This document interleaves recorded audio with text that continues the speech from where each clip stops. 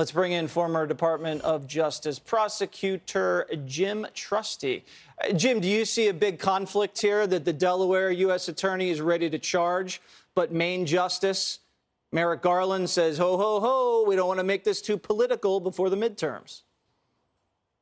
Well, maybe. I actually think there might be more collusion at work than you're giving credit for. I'm really concerned about the story that came out because it is a lowball treatment of Hunter Biden. You know, 80 or 90% of federal white-collar cases, Jesse, include the word conspiracy.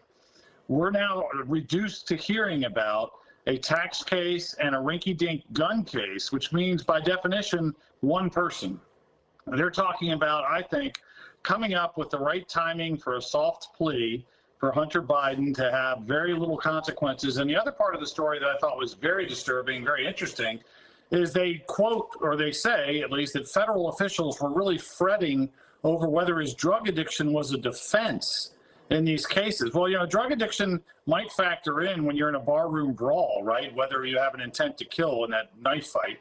But for economic crimes, you're talking about complex economic crimes spanning months or years.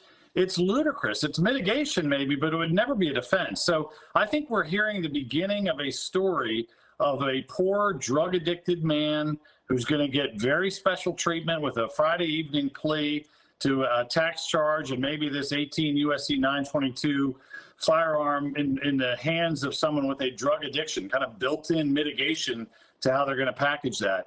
And it cuts what looks to be a pay-for-play scheme completely into a tiny little silo of Hunter Biden, if that's where they're going to go.